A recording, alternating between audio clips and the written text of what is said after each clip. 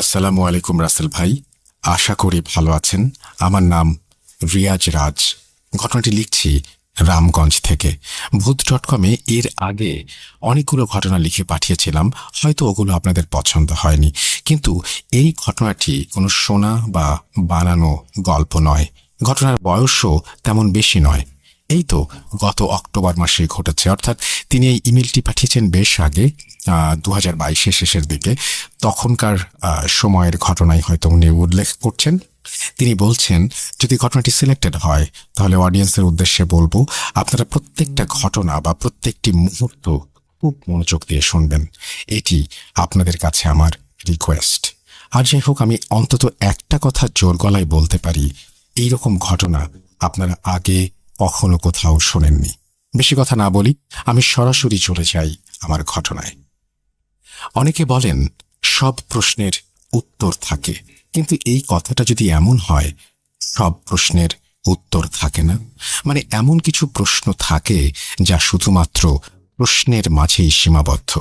এটির উত্তর খোঁজাখুঁজি করার আগে আপনাকে ভাবতে হবে যে উত্তর আপনার কল্পনার শক্তির বাইরে, অর্থাৎ সমাধান এমন কিছু হতে পারে যা এই বিজ্ঞান যুগে হাসাহাসির বড় অংশ। অনেকে দিন দুপুরে ডাকাতের হাতে পড়েছেন, ছিনতাইকারীর কবলে পড়েছেন। আচ্ছা, আপনি কি ভর দুপুরে কখনো জিনের খপ্পরে পড়েছেন, তাও শত মানুষের ভিড়ে? শুনতে একটু অদ্ভুত লাগতে পারে, কিন্তু এই অদ্ভুত কাণ্ডই ঘটে গেল গত অক্টোবরের 29 তারিখে, তাও আমার সাথেই। চাঁদপুর থেকে শরীয়তপুর ভেতরগঞ্জে যাচ্ছিলাম আমার শ্বশুর বাড়িতে। ভোর 6টায় ঘুম থেকে উঠে আমি 10 ঘাড়িয়া বাজার থেকে রওনা করি। এদিকে হাজীগঞ্জ যেতে যেতে সময় হয়ে যায় সকাল 9টা। হাজীগঞ্জ 3 রাস্তার মোড়ে দাঁড়িয়ে গাড়ির অপেক্ষায় ছিলাম। যারা চাঁদপুর থাকেন তারা হাজীগঞ্জের পশ্চিম পাশের এই মোড়টা তক্ষণে চিনেছেন। ঠিক সেই মুহূর্তে একজন ভিখারি আমাকে নরম এবং গম্ভীর স্বরে বলল, বাবা, কিছু টাকা দিবি? আমি বৃদ্ধ লোকটার দিকে তাকিয়ে দেখি ওনার চেহারাটা অনেক সুন্দর। মনে মনে আপসেটও হয়েছি, এমন সুন্দর চেহারার একজন লোক পেটের দায়ে রাস্তায় নামলো। এরপর আমি মানিব্যাগ বের করে যেই টাকা নেব, দেখি খুচরো কোনো টাকা নেই। আমি ওনাকে বললাম, চাচা, আপনার কাছে ভাঙতে হবে? লোকটা মাথা নাড়িয়ে না সূচক ইঙ্গিত করল এবং সেই মুহূর্তে স্টেশনে বাসও চলে আসে। আমি মানিব্যাগ পকেটে নিয়ে বাসে উঠে আসি। ওনাকেও আর কিছু বলিনি, যেহেতু আমার কাছে ভাঙতি টাকা নেই তাই হয়তো উনি বুঝবেন ভেবে ব্যাপারটা আমি তেমন আমলে নেইনি। কিন্তু বিশ্বাস করুন রাসেল ভাই, এরপর আমার সাথে যা হয়েছে তা কোনোদিন আমার সাথেই হবে এইটা আমি কল্পনা করিনি।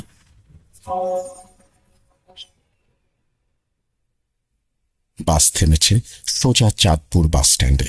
আমি বাস থেকে নেমে একটা সিএনজিতে উঠে চলে গেলাম ব্রিজের ওপারে।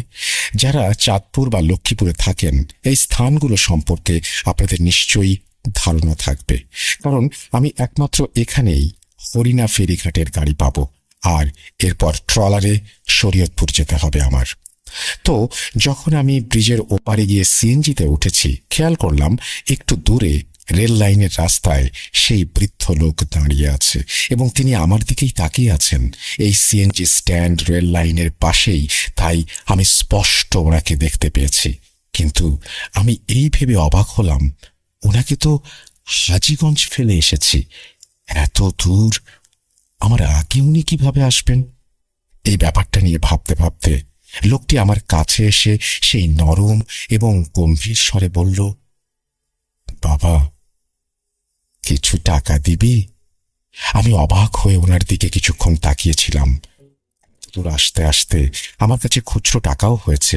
আমি ঘর থেকে বেরিয়ে তড়িঘড়ি করে ওনাকে একটা 10 টাকার নোট দিলাম। উনি টাকাটা নিয়ে দেখলাম অন্যদিকে চলে যাচ্ছেন। এদিকে গাড়িতে লোক হয়ে যাওয়ায় ড্রাইভার গাড়ি স্টার্ট দেয় এবং রওনা করে হরিণাঘাটের উদ্দেশ্যে।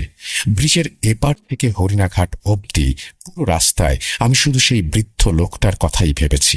উনি আমার মস্তিষ্কে যেন জড়িয়ে গেছেন। আমার আগে এত দূর উনি কিভাবে এলেন, এই ব্যাপারটা আমি বুঝে উঠতে পারছিলাম না। কিন্তু তখনও আমি বুঝিনি সামনে আমার জন্য আরো অনেক বড় বিপদ অপেক্ষা করছে। হরিণাঘাটে নেমে আমি ট্রলার পাইনি। এদিকে দেখলাম ফেরি ছাড়ার সময় হয়ে গেছে। যেহেতু আমাকে আজকে গিয়ে আবার আজকের মধ্যেই ব্যাক করতে হবে, তাই আর সময় ব্যয় না করে আমি সেই ফেরিতেই উঠে গেলাম। আপনারা যারা ফেরিতে চলাচল করেছেন বা দেখেছেন তারা নিশ্চয়ই জানেন, ফেরির দ্বিতীয় অথবা তৃতীয় তলায় একটা ভাতের দোকান নয়তো চায়ের দোকান থাকে। যেহেতু 30 থেকে 40 মিনিটের জার্নি, তাই আমি দ্বিতীয় তলায় সেই চায়ের দোকানে বসলাম এবং দোকানিকে বললাম একটা রং চা দেওয়ার জন্য। এদিকে সিগারেট খাওয়ার বদ অভ্যাস থাকায় একটা সিগারেট ধরাই এবং নিজের ফোন বের করে আমার স্ত্রীকে মেসেঞ্জারে মেসেজ দিচ্ছি। চ্যাটিং করার মাঝে দোকানি এসে আমাকে চা নিতে বললেন। আমি ফোনের স্ক্রিন থেকে মাথা তুলে তাকাতেই দেখি আমার সামনের চেয়ারে সেই বৃদ্ধ লোকটা বসে আছেন। ওনাকে দেখেই আমার গা শিউরে উঠল। এইবার আমার হাত এবং পায়ের গোড়ালি কাঁপাকাঁপি শুরু করে। লোকটিকে চোখের সামনে দেখে আমি বিশ্বাস করতে পারছিলাম না, এই বৃদ্ধ লোক কিভাবে আমার আগে এখানে চলে এসেছেন। একবার আমি ভাবছি উনিও হয়তো শরীয়তপুর যাচ্ছেন, তাই বারবার অলৌকিকভাবে আমার সঙ্গে দেখা হয়ে যাচ্ছে। আবার ভাবছি জিনভূত নয় তো, কিন্তু জিনও যদি হয় তবে এই ভর দুপুরে এইভাবে আমার পিছু নিবে কেন? সত্য মিথ্যা এবং অদ্ভুত সব ভাবনার মাঝে আমি যেন ডুবে যাচ্ছিলাম। তখনই দোকানি আমার ঘোর ভাঙিয়ে বলল, ভাই, চাকি খাইবেন না নাকি? হঠাৎ ওনার গলার স্বর শুনে আমি দোকানের দিকে তাকালাম। ফোন পকেটে রেখে চায়ের কাপ হাতে নিতেই দেখি বৃদ্ধ লোকটা এবার আমার দিকে তাকিয়ে আছে। আমার কিছু বলার নেই, কিন্তু কেন যেন ওনার চোখ থেকে আমি চোখ সরাতে পারছিলাম না। তবে এইবারও উনি হাত বাড়িয়ে সেই গম্ভীর এবং নরম সুরে আমাকে বললেন, বাবা, কিছু টাকা দিবি? ওনার এই কণ্ঠটি যদি আপনারা কেউ শুনেন তবে আমি নিশ্চিত এই স্বর আপনারা কখনো ভুলতে পারবেন না। যেহেতু পরপর 3 বার শুনেছি আমি, তাই ওনার এই স্বর এবং টাকা চাওয়ার ধরনটি আমার মগজে গজগজ করছিল। আমি কি করব বুঝতে না পেরে চায়ের কাপ টেবিলে রাখি এবং পকেট থেকে মানি ব্যাগ বের করতে গেলে দোকানি এসে সেই ভিখারিকে বলে, এই চাচা, এখানেও ভিক্ষা করা লাগেনি, কাস্টমার না নষ্ট করলে আপনাকে শান্তি লাগে না। আমি খেয়াল করলাম দোকানির এমন কথা শুনেও বৃদ্ধ লোকটা আমার দিকে চেয়ে আছেন এবং ডান হাতটি আমার দিকে বাড়িয়ে দেয়া। কিন্তু এইবার আমার পাশে দোকানিকে পেয়ে সাহস করেই কৌতূহল বশত বলে বসলাম, চাচা, আপনাকে তো আমি হবিগঞ্জ দেখেছিলাম, এরপর ভাঙতি টাকা নাই তাই টাকা দেয়নি। এরপর ব্রিজের ওপারেও আপনাকে দেখলাম আর 10 টাকাও দিলাম। আপনি আবার এখানে কিভাবে এলেন? আর কেন টাকা চেয়েছেন? নাকি ভুলে গেছেন যে আমি আপনাকে টাকা দিয়েছিলাম? আমার কথা শুনে দোকানিও দেখলাম এবার অবাক হলেন। এদিকে বৃদ্ধ লোকটা আমার কথা শুনে এবার হাত নামিয়ে নেন আর বসা থেকে উঠে সোজা দ্বিতীয় তলা থেকে নেমে যেতে লাগলেন। হঠাৎ মনে হলো উনি খুব রেগে গেছেন। আমি তো হতভম্ব হয়ে তাকিয়েছিলাম। এদিকে দোকানিও অবাক হয়ে আমাকে জিজ্ঞাসা করলেন, কি ব্যাপার, এই লোক আপনার পিছু নিচ্ছে নাকি? দোকানির কথা শুনে আমি যেন এইবার সাহস পেয়েছি। যদিও এই বৃদ্ধ লোককে আমি ভয় পাচ্ছি নাকি তার কর্মকাণ্ড আমাকে ভয় লাগিয়ে দিচ্ছে আমি বুঝতে পারছি না, কিন্তু আমি ভয় অনুভব করছিলাম তখন। এরপর আমি চা খেতে খেতে দোকানিকে বৃদ্ধ লোকটার ব্যাপারে সবটা বললাম। দোকানি আমার কথা শুনে বললেন, আজকাল ধান্দাবাজ বেড়ে গেছে, এই ব্যাটা আপনাকে ফলো করতেছে মনে হয়, আসেন জিজ্ঞেস করি। খেয়াল করেছি আমার সাথে দোকানিও এই রহস্যের সমাধান খুঁজছেন। দোকানির বয়স তেমন বেশি না, বয়স 26 থেকে 30-এর মতো। এরপর আমি এবং দোকানি দ্বিতীয় তলা থেকে নেমে এলাম নিচে। আমি এর আগেও কয়েকবার ফেরিতে চলাচল করেছি। সবসময় মানুষজন কম হলেও 10-12 জন থাকতো, কিন্তু এইবার শুধু 2টা ছেলেকে দেখলাম। ওদের বাইক আছে, সেই বাইক নিয়ে দাঁড়িয়েছিলেন। আমি এবং দোকানি নিচে এসে খুঁজতে লাগলাম সেই বৃদ্ধ লোককে, কিন্তু আশেপাশে নেই। এদিকে বাইক নিয়ে দাঁড়িয়ে থাকা সেই ছেলেদের জিজ্ঞেস করলে তারা বলল, কই, অনেকক্ষণ যাবৎ তো আমরা দাঁড়ায় আছি এখানে, কোনো বৃদ্ধ লোককে তো দেখি নাই। ছেলে দুটার কথা শুনে দোকানি এবং আমি দুজনেই অবাক হলাম বেশ। এইবার আমার মাঝে জিন জিন ভাবটা চেপে বসে। দোকানি আমাকে বললেন, ভাই, ট্র্যাকে চিপা চাপা আছে মনে হয়, হয়তো লোকটা যখন নেমেছে তখন ভাইরা খেয়াল করেনি। দোকানি আমাকে কথাটা বলতে সেই দুটো ছেলে অবাক হয়ে আমাদের দিকে তাকিয়েছিল। আমিও দোকানির কথায় হ্যাঁ সম্মতি দিয়ে ফেরিতে থাকা ট্রাকগুলোর কিনারা চেক করতে লাগলাম। এদিকে ফেরির নিচের সব অংশ চেক করার পর যখন ওনাকে পাইনি, তখন বাথরুমেও গেলাম। দেখলাম ওয়াশরুমের দরজা খোলা, ভেতরে কেউ নেই। আমার সাথে এবার যেন দোকানিও পাগল হয়ে যাচ্ছিল। বেশ কিছু সময় নিচে খুঁজে আমরা ওপরে যাই এবং দ্বিতীয় তলা আর তৃতীয় তলায় ভালোভাবে চেক করি, কিন্তু সেই বৃদ্ধ লোকের দেখা পাইনি। নিরাশ হয়ে দুজনেই ফিরে যাই দ্বিতীয় তলায়, অর্থাৎ দোকানির দোকানে। আমি বারবার দোকানি বলছি, কারণ ওনার নামটা আমার জানা হয়নি। দোকানির চেহারা দেখে আমি স্পষ্ট বুঝতে পারি উনি ভয় পাচ্ছেন, কারণ বৃদ্ধ লোকের সাথে দোকানি খারাপ ব্যবহার করেছিলেন। কিন্তু আমি ভয় পাচ্ছি অন্য বিষয়ে। যদি আমি খারাপ ব্যবহার করিনি, কিন্তু এই বৃদ্ধ তো আমার পিছুই নিয়েছিল। কেন এসেছিল আর আমাকেই কেন ফলো করলো, এইটা ভেবেই আমি ভয় পাচ্ছিলাম। ঘটনা এখানে শেষ হয়ে গেলে চলতো, কিন্তু ঘটনার শুরু হয়েছে মাত্র। আমার জীবনের কালো অধ্যায় নেমে এসেছিল সেই দিন থেকেই। আমি দোকানিকে বিদায় দিয়ে ফেরি থেকে নেমে যাই। এরপর ফেরি থেকে সোজা চলে যাই ভেদরগঞ্জ।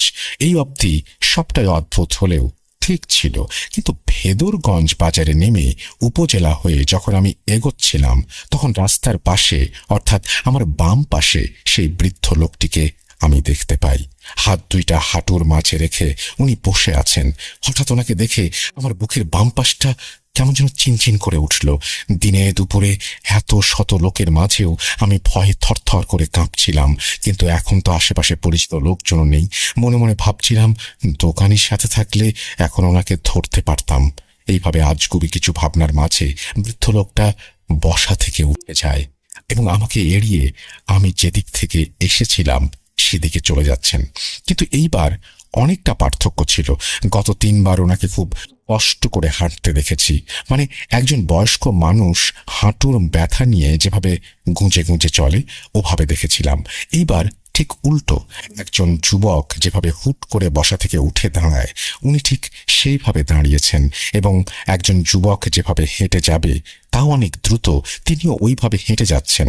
যাওয়ার সময় ওনার ময়লা মিশ্রিত সেই পাঞ্জাবির একটা আলাদা ঘ্রাণ আমার নাকে এসে লাগে। সেই মুহূর্তটায় আমার কি হয়েছিল আমি বুঝে উঠতে পারছিলাম না।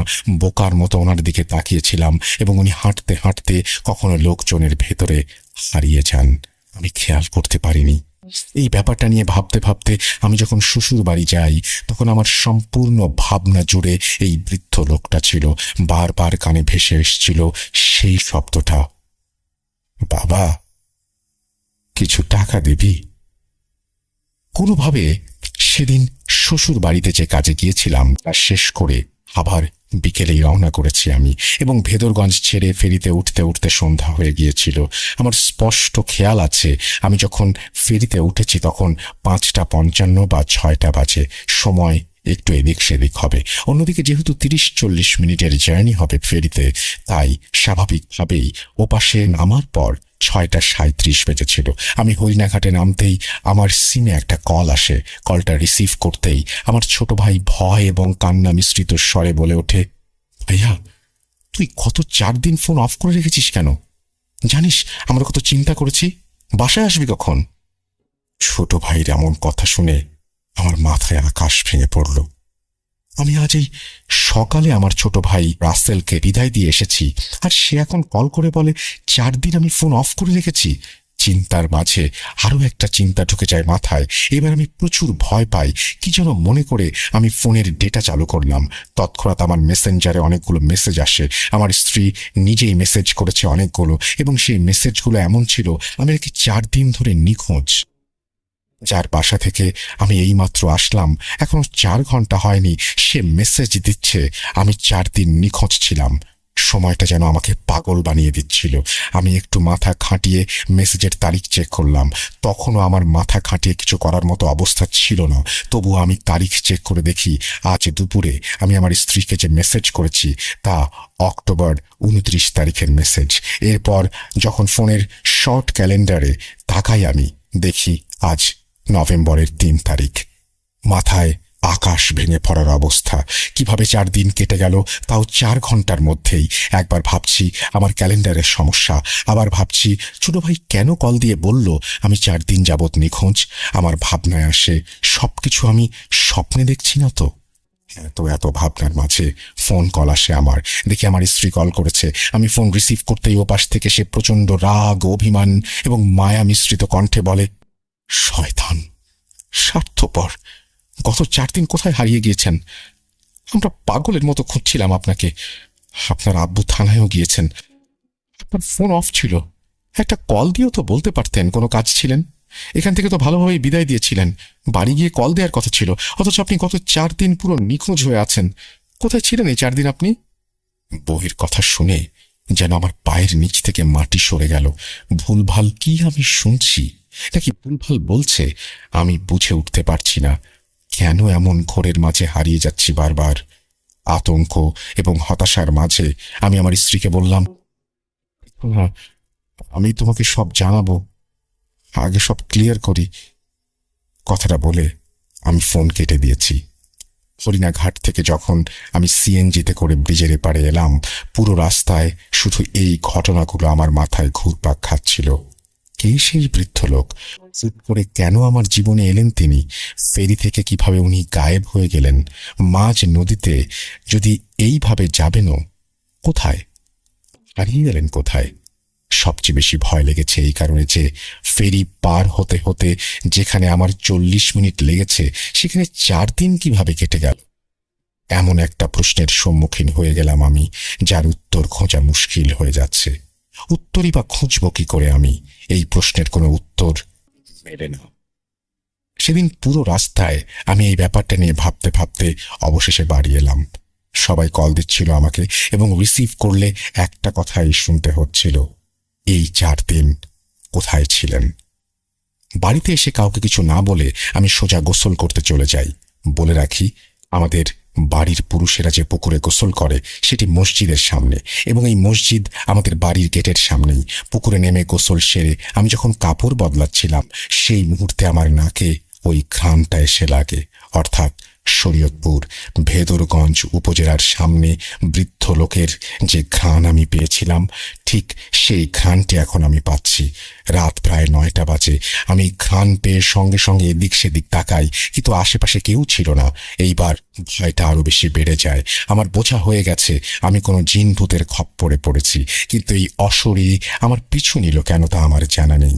তাড়াহুড়া করে আমি জামা বদলে ফেলি, সাবান নিয়ে সোজা বাসায় এসে পড়ি। পরিবারের সবাই আমার দিকে 2টা নজরে তাকাচ্ছিল।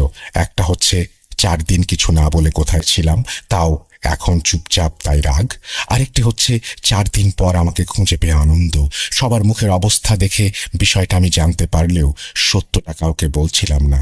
কারণটা আগেই বলেছি, এই বিজ্ঞান যুগে এইসব জিন ভূতের ঘটনা মানুষ হাসাহাসির অংশ হিসেবে গ্রহণ করে, কিন্তু সে হাসে না যার সাথে ঘটে।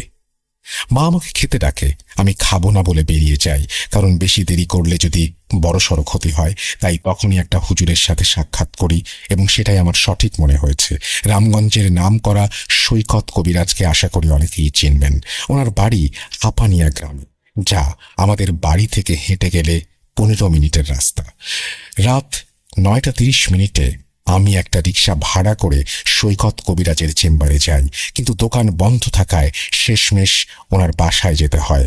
ওনার বাসার সামনে গিয়ে যখন আমি ডাক দিতে যাব, সেই মুহূর্তে উনি ঘর থেকে বেরিয়ে এসে আমাকে বলতে লাগলেন, তুই তাড়াতাড়ি বাড়ি ছেড়ে বের হ, কোনো প্রশ্ন করবি না, এই মুহূর্তে আমার বাড়ি ত্যাগ কর।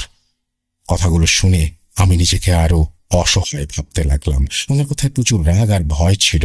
আমি আসার আগেই হয়তো উনি ওনার জিনদের দিয়ে সব জানতে পেরেছেন, কারণ লোকমুখে শুনেছি ওনার কাছে অনেক জিন আছে।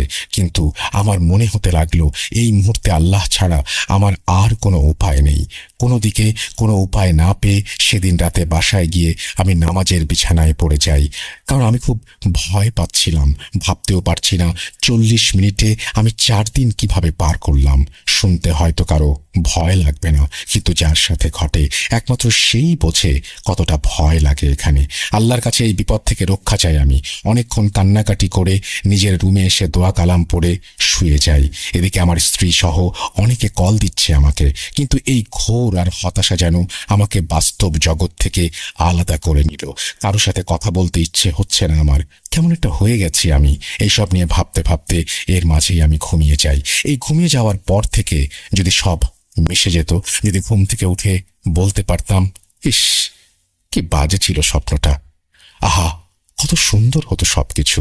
কিন্তু এই কালো অধ্যায় আমাকে সেদিন থেকে আরো বেশি জ্বালাতে শুরু করে।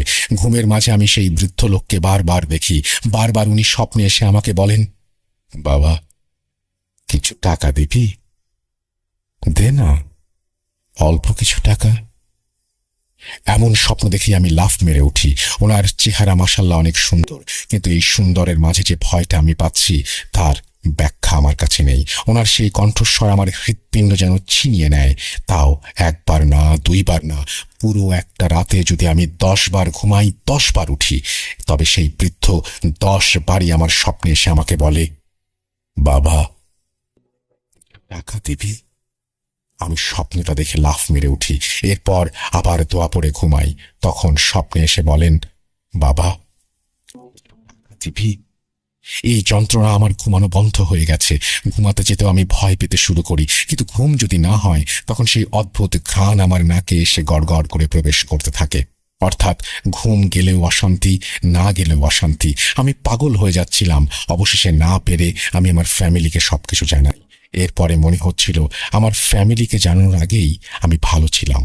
ফ্যামিলিকে বলার পর থেকে আমার সাথে আরো অস্বাভাবিক ঘটনা ঘটতে শুরু করে। রাতে ঘরের টিনে কেউ সজোরে লাথি মারে। মনে হয় টিন এতক্ষণে ভেঙে পড়ে গেছে, কিন্তু যখন আমরা সেই স্থান চেক করি দেখি কোনো আঘাতের চিহ্ন নেই। আমি সেই অদ্ভুত ঘ্রাণ সবসময় পেতে শুরু করছিলাম। ঘর থেকে বের হলেই আমার মাথা ঘুরানো শুরু হতো। তাই বিছানায় প্রতিবন্ধীর মতো পড়ে গেছিলাম আমি। অনেক হুজুর, অনেক কবিরাজের কাছে যাওয়া হয়েছে, কিন্তু তারা বারবার আমার ফ্যামিলিকে তাড়িয়ে দিয়েছে। কেউ সমাধান করতে আসে না। কেন আসে না তা আমাকে কেউ বোঝাতেও পারে না। এইভাবে অনেক দিন কেটে যায়। আমি শুকিয়ে কাঠ হয়ে যাচ্ছিলাম।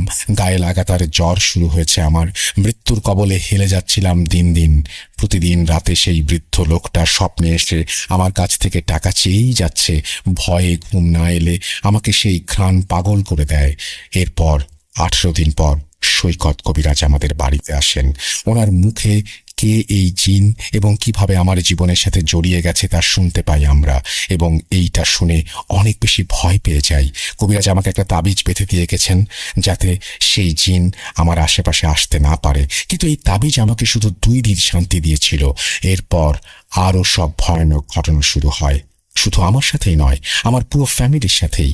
কি হয়েছিল আমাদের সাথে এবং কে ছিল এই বৃদ্ধ লোক তার সময় করে পরের এপিসোড শুরু হবার আগেই পাঠাবো ইনশাল্লাহ। আজ আর লিখতে পারছি না। পুরো ঘটনা এক এপিসোডে বলা হলে হয়তো ইমেল পড়ার সময় হবে না। গত 9 তারিখে আমি সুস্থ হয়েছি, অর্থাৎ ডিসেম্বর মাসের 9 তারিখে। জানি না আর কখনো সেই বৃদ্ধ লোক এসে বলবে কিনা, বাবা কিছু টাকা দিবি। জানি না এই সুস্থতা কতদিনের, তবে পরের ঘটনা লেখা অবধি আমি চাইবো আমার ঘটনাটি লিসনারদের পড়ে শোনান। এটি কোনো বানোয়াট গল্প না। লিসনারদের উদ্দেশ্যে সবার মতো আমিও একটা প্রশ্ন ছুঁড়তে চাই। 4 ঘন্টায় কখনো যদি আপনি 4 দিন পার করে দেন, আপনার অনুভূতি কেমন হতে পারে? রাসেল ভাই, যদি ঘটনা সিলেক্টেড হয় অবশ্যই আমাকে জানাবেন, আর যদি কোনো সমস্যা থাকে বা সিলেক্ট না হয় সেটিও আমাকে জানাবেন। ভূত.com দীর্ঘজীবী হোক। রিয়াজ রাজ, রামগঞ্জ, লক্ষ্মীপুর। তারপরে তিনি তার ফোন নাম্বার শেয়ার করেছেন। থ্যাংক ইউ ভেরি মাচ আপনার ঘটনা পাঠানোর জন্য, এবং আপনি এত চমৎকার একটা ঘটনা পাঠিয়েছেন সেজন্য আপনাকে আন্তরিকভাবে ধন্যবাদ জানাচ্ছি। আপনার নেক্সট ঘটনার অপেক্ষায় থাকলাম আমরা। যারা শুনছিলেন তাদেরও নিশ্চয়ই ভালো লেগেছে। আমরা চলে যাব পরবর্তী ঘটনাগুলোতে। আপনারা জানেন যে পরবর্তী ঘটনাগুলো সেই ঘটনাগুলো যে ঘটনাগুলো আপনারা হয়তো বারবার শুনতে চেষ্টা করছি। আজকের ঘটনাটি আপনাদের ভালো লাগবে, আর আমাদের চ্যানেলটি থেকে যে কোনো নোটিফিকেশন পেতে আমাদের সাবস্ক্রাইব করুন এবং বেল আইকনটি টিপে দিতে অবশ্যই ভুলবেন না। ঘটনাটি আমাকে দিয়েছে সৌমিত্র রয়। তার বাসা ঢাকার বাসাবো এলাকায়, আর ওর গ্রামের বাড়ি ফরিদপুর জেলার মধুখালী উপজেলার নওপাড়া ইউনিয়নের সীতারামপুর গ্রামে। আর এই ঘটনাটি তিনি যখন সংগ্রহ করেছেন সেই সময়টা ছিল 2016 সাল। তিনি এসএসসি পরীক্ষা দেওয়ার পরে যে মাঝখানে একটি সময় পেয়েছিলেন, ওই সময়ে তার পরিবারের সাথে তিনি তার যে নানাবাড়িতে গিয়েছিলেন এই নওপাড়া ইউনিয়নে, এই সীতারামপুর গ্রাম আর কি তার যেটা। আর এই নওপাড়া ইউনিয়নের পাশে আরো একটি গ্রাম রয়েছে, এটার নাম হচ্ছে রায়জাদাপুর গ্রাম। ঘটনাটি মূলত এই রায়জাদাপুর গ্রামকে কেন্দ্র করে। আর যার সঙ্গে ঘটনাটি ঘটেছিল তিনি একজন ভ্যান চালক। তো ঘটনাটি কিভাবে সংগ্রহ করেছেন এই বিষয়ে আমি খুবই সংক্ষেপে একটি কথা বলতে চাই। সেটি হচ্ছে যে ওই সময় যখন তিনি 2016 সালে এই সৌমিত্র রয় উনি যখন গিয়েছিলেন তার নানাবাড়িতে, তো নানাবাড়িতে যাওয়ার পরে বিকালের দিকে একটু কাজ করতে বা ঘুরতে উনি বের হতেন। তো ওইখানে কাছাকাছি মধুমতি নদী রয়েছে, সেই দিকে যেতেন। তো ওই কাছাকাছি একটা জায়গা রয়েছে যেটা মধুখালীর কাছে। এইখানে কিন্তু একটা রাস্তা রয়েছে, একটা যশোরের যে হাইওয়েটা, তো ওইখান দিয়ে যশোর খুলনা যাওয়া যায়, যশোর খুলনা হাইওয়ে বা মহাসড়ক যেটা। তো ওইখানে বাগাট নামক একটা জায়গা রয়েছে। আর বাগাটের মিষ্টান্ন দ্রব্য এটা সকলের খুব প্রিয়, স্পেশালি বাগাটের দইটা অনেকের কাছে প্রিয়। আমি নিজেও খেয়েছি, আপনারা অনেকে খেয়ে থাকতে পারেন। তো উনি ওই কিছু জিনিস, এই মিষ্টান্ন কিছু দ্রব্যাদি কেনার জন্য তার বাড়ি থেকে বলে দেওয়া হয়। তো উনি ওই জিনিসটা কেনার পর যখন যাচ্ছিলেন ওই সীতারামপুর গ্রামের দিকে, তখন যেই ভ্যানে উনি উঠেছিলেন এই ভ্যান চালকের নাম হচ্ছে নয়ন। তো ওই নয়ন সাহেব যখন উনি যখন তাকে ডাকতেন, ওখানে আরো ভ্যান ছিল, তো নয়ন সাহেব আসলে এমন ভাবে তাকে ডেকেছিলেন খুব আন্তরিকতার সাথে যে তার ভ্যানে ওঠার জন্য। আর এটা সৌমিত্রের কাছে ভালো লেগেছিল। ওই ভ্যানে ওঠেন। তো ভ্যানে তো আরো যাত্রী প্রয়োজন ছিল, একজনকে নিয়ে গেলে তো পোষাবে না। তো সৌমিত্র রয় বলেন যে আমার তো একটু তাড়াতাড়ি যেতে হবে, সন্ধ্যা লেগে যাচ্ছে, আমাকে নিয়ে চলেন, আমি আপনাকে বসিয়ে দেব। তখন ওই নয়ন সাহেব তার ভ্যানে নিয়ে তাকে যখন ওই সীতারামপুর গ্রামের দিকে নিয়ে যাচ্ছিলেন, তখন যেহেতু একাই ছিলেন ওই ভ্যানে, তখন এই সৌমিত্র রয় ওই ভ্যান চালকের সাথে কথা বলছিলেন যে রাতের বেলা আপনি ভ্যান ট্যান চালান, ভয় টয় লাগে না? তখন তিনি বলেছেন, হ্যাঁ ভয় টয় তো লাগেই, আর এই কারণে আমি রাতের বেলা ভ্যান চালাই না, সাধারণত সন্ধ্যার পরে একটু চালাই, এরপরে বাসায় চলে যাই। আমার বাবা আগে চালাতেন, অনেক রাত পর্যন্ত ভ্যান চালাতেন, কিন্তু একবার ভয় পেয়ে উনি আর চালান না, আর তারপরে একটা ক্ষতি হয়ে গিয়েছিল ওনার। তো এই কথাটা শোনার পর সৌমিত্রের আগ্রহ জন্মে যে আসলে কি ঘটনাটি ছিল। আর প্রথম দিকে বলতে চান নাই ওই নয়ন সাহেব, তারপরে বলেছিলেন। সেই বিষয়টি আপনাদের সামনে এখন বলতে যাচ্ছি। প্রিয় লিসেনার্স, ঘটনার যেই সময়টা, মানে মূল যে সময়টা, এই সময়টা ছিল 1980 সাল, তখনও শুরু হয় নাই, এর ঠিক আগের দিকে, এক্সাক্ট সাল বলতে পারেননি, তবে 80 সালের আগে, মহান মুক্তিযুদ্ধের পরে, এর একটা মধ্যবর্তী সময় ঘটনাটি ঘটেছিল। ওই সময়ে এই নয়ন সাহেবের যিনি বাবা, উনি ভ্যান চালাতেন রায়জাদাপুর থেকে বাগাট পর্যন্ত আসতেন, আর বাগাট থেকে রায়জাদাপুর যেতেন। এই এতটুকু সীমানার মধ্যে তার ভ্যান চালানোর সীমাবদ্ধ ছিল। তার বাড়িও রায়জাদাপুর গ্রামের একটা জায়গায়। সেই গ্রামের ওই যে জায়গাটা, ওই জায়গাটার নামের শেষে পাড়া শব্দটা রয়েছে। তো ওটা কি পাড়া, এটা সৌমিত্র রায় মানে ভুলে গিয়েছেন, যার কারণে আমাকে বলতে পারেন নাই, যেটা নয়ন সাহেব বলেছিলেন আর কি। তো মূল গ্রামটা রায়জাদাপুর গ্রাম। তো রায়জাদাপুর থেকে বাগাট পর্যন্ত যাত্রীদেরকে নিয়ে আসতেন, আবার বাগাট থেকে যাত্রীদেরকে রায়জাদাপুর পর্যন্ত নিয়ে যেতেন। তো এটাই ছিল মূলত তার ভ্যান চালনার জীবনটা, মানে এইটুক জায়গার মধ্যে তিনি সবসময় কাজ করতেন। তো অনেক সকালবেলা বের হতেন, ওই ভ্যান চালাতে চালাতে দুপুরবেলা কিছু যাত্রী পেলে আবার বাড়ির দিকে আসতেন, আবার খাওয়া দাওয়া করে আবার বেরোতেন। আর অনেক রাত পর্যন্ত অপেক্ষা করতেন, কারণ দেখা যেত যে ঢাকা থেকে যাত্রীরা অনেক সময় এসে ভ্যান পায় না গ্রামে যাওয়ার জন্য। এই জন্য বেশ উনি এই বিষয়ে খুব আন্তরিক ছিলেন, যাতে করে লোকজন সবসময় ভ্যান পায়। এই জন্য উনি সবার মধ্যে দীর্ঘ রাত করে ভ্যান চালাতেন। আর রাত বলতে কিন্তু তখন রাত 10টা কি সর্বোচ্চ 11টা, এইটা কিন্তু ওই সময় অনেক রাত ছিল। এখন নয় অনেক আলো চারদিকে আছে, লাইট হয়েছে, সকলে টেলিভিশন দেখে, ইন্টারনেট ব্রাউজ করে, যার কারণে অনেকে অনেক রাত পর্যন্ত জেগে থাকে। ওই সময়টা কিন্তু অনেক রাত, এটা প্রিয় লিসেনার্স আপনারা বুঝতেই পারছেন। তো এইভাবে উনি কাজ করতেন। একবার কি হলো যে রাত আহ, তখন আনুমানিক যে কয়টা উনি জানেন না, তখন অনেক রাত হয়ে গেছে, ওনার হাতে তো ঘড়ি ছিল না। তবে ওনার বর্ণনা মতে হয়তো বা 10:30 কি সর্বোচ্চ 11টা বাজতে পারে, এমন একটা আইডিয়া তার ছিল। তো ওই সময়ে উনি দীর্ঘ সময় অপেক্ষা করে যখন বাগাট বাজার থেকে কোনো যাত্রী পাচ্ছিলেন না, তখন উনি খালি ভ্যানটা নিয়ে রায়যাদাপুরের দিকে যাত্রা শুরু করেন। তো ওই যে রাস্তাটা, ওই রাস্তাটার ওই সময় এমন ছিল যে প্রায় 8-10 মিনিট ভ্যান চালালেও আশেপাশে কোনো ঘর বাড়ি দেখা যায় না, শুধু গাছ, রাস্তার দুপাশে ঝোপঝাড়। আর রাস্তা তখন পাকা ছিল না, মাটির রাস্তা ছিল। বর্ষাকালে ওই রাস্তা দিয়ে ভ্যান চালানো তো দূরের কথা, হাঁটাটাই অনেক কঠিন হয়ে যেত। আর ওই সময়টা ছিল শীতকাল আসবে আসবে ভাব, এমন একটা সময়, মানে রাতের বেলা ঠান্ডা পড়ে। তো উনি যাচ্ছেন, তো যেতে যেতে একটা জায়গায় উনি আসেন। আসার পর ওইখানে মূলত ওই যেই প্রায় 10 মিনিট পথ, যেটা যে যার মধ্যে কোনো ঘর বাড়ি নাই, শুধু ঝোপঝাড় আর দূরে ফসলের ক্ষেত, এমন একটা জায়গাতে উনি ভ্যান চালিয়ে যাচ্ছিলেন। তো একটা জায়গায় যখন উনি আসেন চালাতে চালাতে, তখন উনি দেখতে পান রাতের বেলায়, আর সামান্য আলো ছিল, কারণ হচ্ছে ওনার ভ্যানের নিচ দিকে যে লোহার একটা দণ্ড ছিল, ওইখানে একটা হারিকেন বাঁধা থাকতো। ওই হারিকেনের আলো চারদিকে ছড়িয়ে পড়তো, মানে মৃদু আলো সামনে অল্প একটু দেখা যায় এরকম আর কি।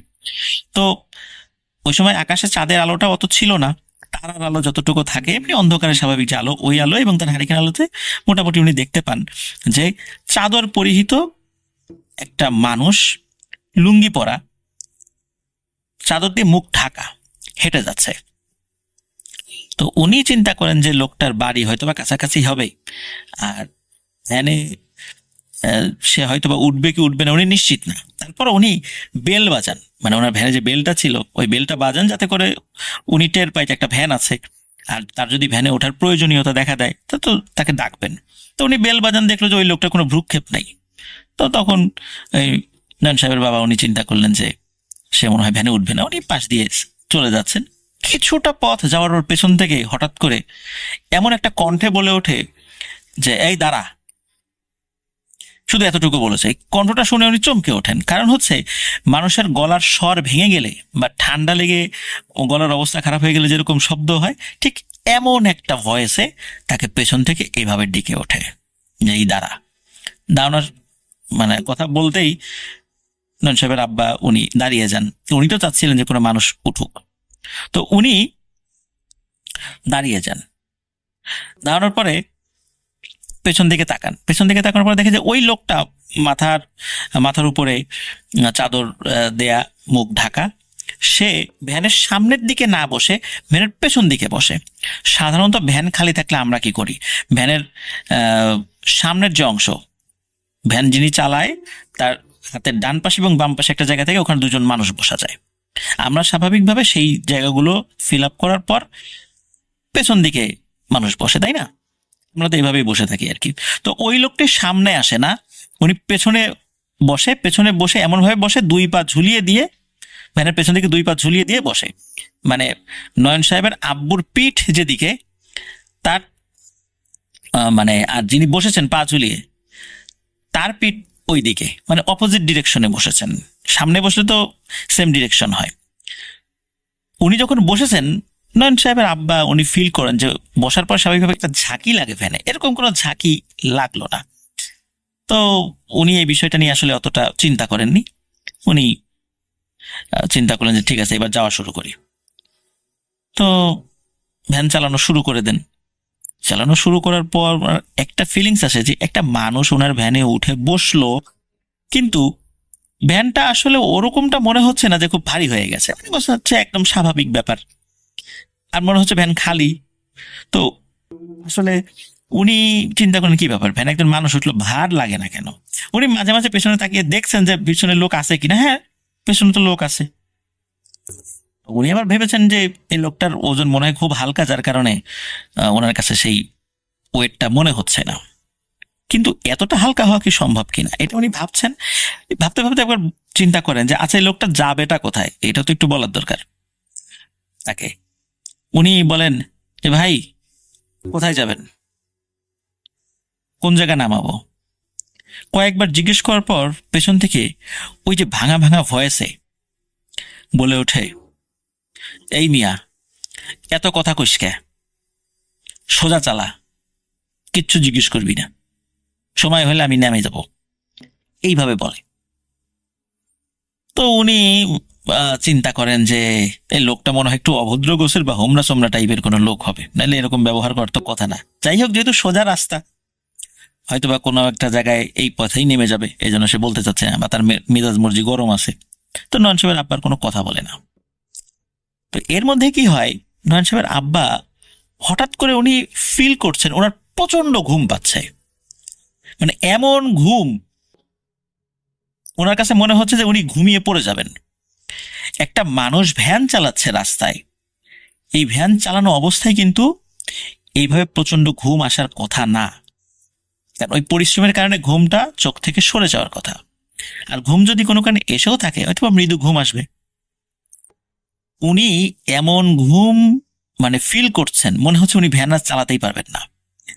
সবচাইতে ভয়ানক ব্যাপার যেটা ঘটে সেটা হলো, মানে অদ্ভুত ব্যাপার, উনি ভ্যান চালাতে চালাতে ঘুমিয়ে যান। মানে ওই সিটে বসা অবস্থায় ঘুমিয়ে উনি হ্যান্ডেলের উপরে পড়ে যান।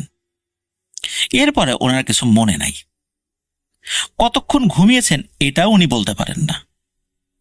হঠাৎ করে ওনার ঘুম ভেঙে যায়।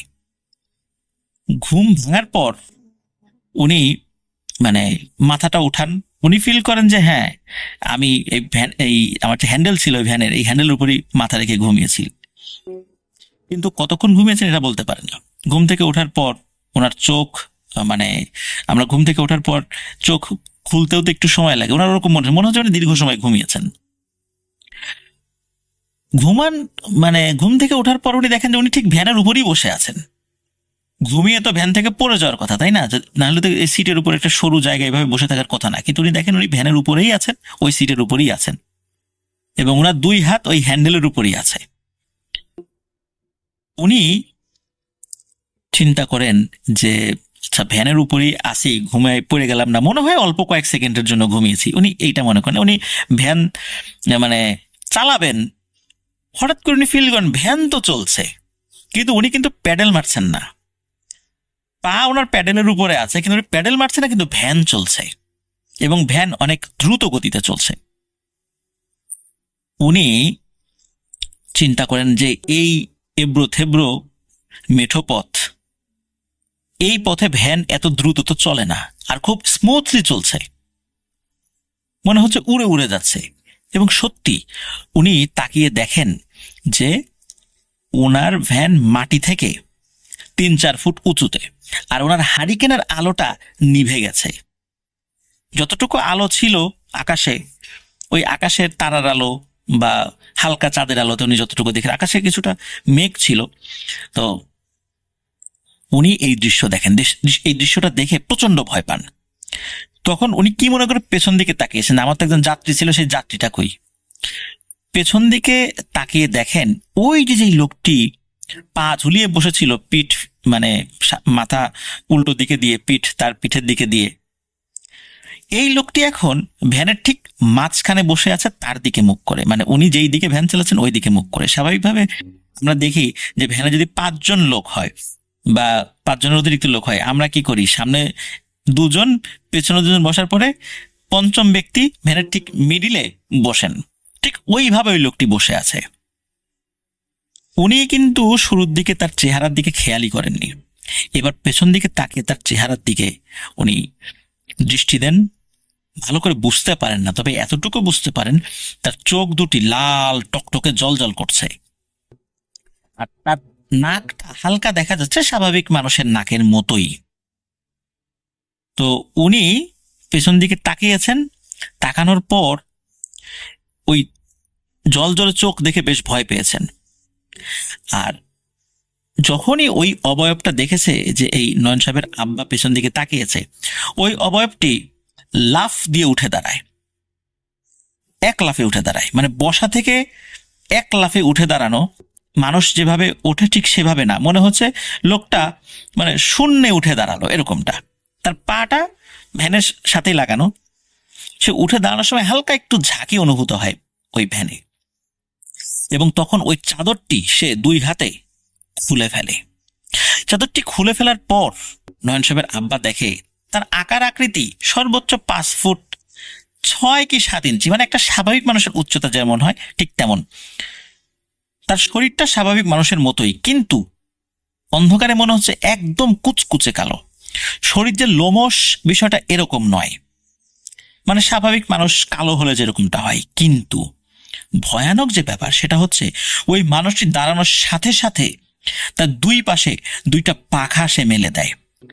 পাখি যেভাবে দুই পাশে পাখা মেলে সেইভাবে বিশাল বড় নাকি সেই 2টা ডানা, এবং এই 2টা ডানা মিলে সে ওই ভ্যান থেকে একটা উড়াল দিয়ে ভ্যানের উপর দিয়ে সোজা সামনে চলে যায়, সামনে গিয়ে অদৃশ্য হয়ে যায়।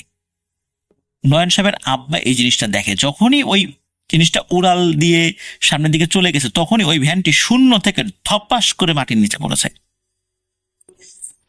তো মাটির নিচে না, উপরে পড়েছে আর কি। তো মাটির উপরে পড়ার সাথে সাথে, ধরুন যে 4 ফুট উপর থেকে যদি ভ্যান মাটির উপর ঠাস করে পড়ে তখন অবস্থা কি হয়? ওই ভ্যানটি কাত হয়ে পড়ে যায়, ভ্যানের চাকা বা কোনো জিনিসপত্র ভেঙে যেতে পারে, এটাই স্বাভাবিক। তো ভ্যানটি যখন ঠাস করে নিচে পড়েছে এবং পড়ার পরে একপাশে কাত হয়ে যায়, আর নয়ন সাহেবের আব্বা ওই ভ্যানের নিচে পড়েন।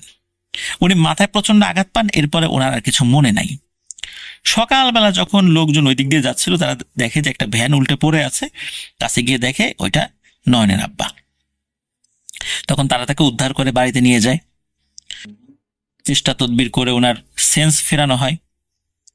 তারপরে যেটা দেখা যায়, উনি মাথা নাড়াতে পারছিলেন না, কারণ প্রচন্ড ব্যথা লেগেছে। ওই ঠাস করে মাটিতে পড়ে কোনো একটা শক্ত ইটের ঢেলা বা কোনো কিছুর সাথে তার আঘাত লাগে, যার কারণে মাথায় প্রচন্ড ব্যথা পেয়েছিলেন আর কি। তো উনি কথা বলার সময় স্বাভাবিক হতে প্রায় প্রায় 1 দিন সময় নেন, মানে উনি স্বাভাবিকভাবে যে কথা বলবেন এরকম একটা 1 দিন সময় নেন। 1 দিন সময় নেওয়ার পর ওনাকে যখন জিজ্ঞেস করা হয় কি হয়েছে, তখন উনি এই পুরো বিষয়টি সকলকে খুলে বলেন যে এই এই জিনিস দেখেছেন। তো উনি ওই যে আঘাত পেয়ে পড়ে গিয়েছিলেন, পড়ে যাওয়ার পর উনি তো অসুস্থ হয়েছেন, তারপর ভয় পেয়েছেন। তো বাসায় উনি ছিলেন, আর উনি বাসায় থাকার কারণে বাড়ির অন্য সদস্যরা তাকে সেবা শুশ্রূষা করতে পারছিলেন। উনি আস্তে আস্তে স্বাভাবিক হতে থাকেন, কিন্তু কয়েকদিন পর একটা সমস্যা দেখা দেয়। সেটা হলো যে উনি প্রায়শই রাতের বেলা চিৎকার করে উঠতেন, এই আইসে রে, আইসে আইসে। তখন বাড়ির লোকরা বলতো কি আইসে? তখন বলতো ওই যে জিনিসটা ডানাওয়ালা, যে ভয়ানক জিনিসটা, ওটা বাইরে আইসে। তখন পরিবারের লোকরা বাইরে যেত, দেখে না কিছুই নাই। রাতের বেলা ওনার যখন ওয়াশরুমে যাওয়ার দরকার, উনি তো তখনও ওই যে আঘাত পেয়ে খুব অবস্থা খারাপ ছিল, ধরে ধরে ওয়াশরুমে নিয়ে নিয়ে যেতে হতো। তো রাতের বেলা বাইরে বের হলেই উনি বলতো ওই ওই দেখ, ওই দেখ, ওই দেখ আকাশ দিয়ে উড়ে যাচ্ছে, ওই দেখ কত বড় ডানা, কি দেখতে কি ভয়ঙ্কর, ওই যে উড়ে যাচ্ছে, আমারে নিয়ে যাবে, আমারে ডাকে। না না, আমি ওয়াশরুমে যাবো না, আমাকে ঘরে নিয়ে চল। তখন আবার ওনাকে ঘরে নিয়ে যেত। তো এইভাবে রাতের বেলা উনি চিৎকার চেঁচামেচি করে উঠতেন। মাঝে এমন একটি ব্যাপার ঘটেছিল যে রাতের বেলা টিনের চালে মনে হতো ধপ করে কিছু একটা বসলো, অনেক বড় বাজ পাখি টাইপের কিছু একটা যদি চালের উপর বসে, বা কবুতর বসে, কবুতর বসলে কবুতর যখন নড়াচড়া করে তার নখের আঁচড় কিন্তু টিনের চালে অনুভূত হয়। আমরা অনেক সময় এই শব্দগুলোর সাথে পরিচিত, আমি নিজেও এই শব্দগুলো শুনেছি। বা বড় আকারের পাখি বসলে কিন্তু টের পাওয়া যায়, তার নখের আঁচড় টিনের চালে লাগে, ওই শব্দটা ঘরের ভিতরে থাকা ব্যক্তিরা টের পায়। তো লোকজন বুঝতো যে রাত্রেবেলা ধপাস করে একটা শব্দ হলো চালের উপরে, মানে খুব যে ভয়ানক শব্দ বিষয়টা এরকম না, মানে ভারী কিছু, মানে অনেক বড় কোনো পাখি এসে বসে এরকমটা মনে হতো। আর তখন এই নয়ন সাহেবের আব্বা বলতো আসছে, ও আসছে, আমার নিতে আসছে। তখন ওই নয়ন বা তারপরে তার মা, ঘরের অন্য সদস্যরা ঘর থেকে বের হয়ে কাউকে দেখতেন না, মানে ওনারা কোনো কিছুই দেখতেন না। কিন্তু শব্দটা তারা বেশ কিছুদিন পরে শুনেছিলেন, এরকম শব্দ হতো রাতের বেলা। তখন বুঝতেন যে এই নয়ন সাহেবের আব্বা ঠিক কথাই বলছেন, সত্যি কিছু একটা আসে রাতের বেলা, কিন্তু তারা কোনো সময় কোনো কিছু দেখেনি। এক রাত্রে নয়ন সাহেবের আব্বা স্বাভাবিকভাবেই খাওয়া দাওয়া করে ঘুমিয়েছেন। সকালবেলা তার স্ত্রী যখন তাকে ডাকতে গেছেন, তখন দেখেছে তার কোনো নড়াচড়া বা কোনো পাওয়া যাচ্ছে না, সারা শব্দ পাওয়া যাচ্ছে না। তিনি চিৎকার চেঁচামেচি শুরু করার লোকজন আসে বাসায়। বাসায় আসার পর দেখা যায় যে তিনি আর এই দুনিয়াতে নেই, মারা গেছেন। রাতের বেলা কোনো কিছু দেখে ভয় পেয়েছেন বিষয়টা এমন কিনা এটা কেউ বলতে পারে না, তবে উনি যেহেতু আগে ভয় পেয়েছিলেন আর ওনার এই ধরনের একটা ভয় ভীতি কাজ করছিল, রাতের বেলা এরকম চিৎকার চেঁচামেচি করতেন, সবাই ধারণা করা হয় ওই ভয়ের কারণেই তিনি রাতের বেলা মারা গিয়েছেন। তো এই নয়ন সাহেব উনি লেখাপড়া করতেন, পরবর্তী ওনার বাবার মৃত্যুর পর ওনার পরিবারের হাল ধরতে হয়, যার কারণে তারপর থেকেই তিনি ভ্যান চালান। তো 2016 সালে ঘটনাটি সৌমিত্র রয় সংগ্রহ করেছিল। আমি জানি না নয়ন সাহেব এখনো ভ্যান চালান কিনা, আর যদি চালিয়ে থাকেন হয়তো ওই এলাকার কেউ এখনো নয়ন সাহেবকে মানে চিনে থাকবেন। আশা করছি আজকের ঘটনাটি আপনাদের ভালো লাগবে, আর আমাদের চ্যানেলটি থেকে যে কোনো নোটিফিকেশন পেতে আমাদের সাবস্ক্রাইব করুন এবং বেল আইকনটি টিপে দিতে Listeners, ভুলবেন না। এখন যে ঘটনাটি আমি আপনাদের সাথে শেয়ার করতে যাচ্ছি, এই ঘটনাটি শহর কেন্দ্রিক এবং গ্রাম কেন্দ্রিক দুই ঘটনার একটা মিশেল বলা চলে। ঘটনার ধারাবাহিকতায় একবার শহরে ঘটেছে, আবার গ্রামে ঘটেছে। এই কারণে এই ঘটনার মধ্যে আপনারা শহর এবং গ্রাম দুটো জায়গারই একটা অনুভূতি আপনাদের মনে জাগ্রত হবে ইনশাল্লাহ। চলুন কথা না বাড়িয়ে মূল ঘটনাতে চলে যাই। এবারের ঘটনাটিও আমি যার কাছ থেকে পেয়েছি তার নাম হচ্ছে সৌমিত্র রয়। এই ঘটনাটি মূলত যার সঙ্গে ঘটেছে তিনি ওই সৌমিত্র রায়েরই পরিচিত এক দাদা হন। উনি হিন্দু ধর্মাবলম্বী।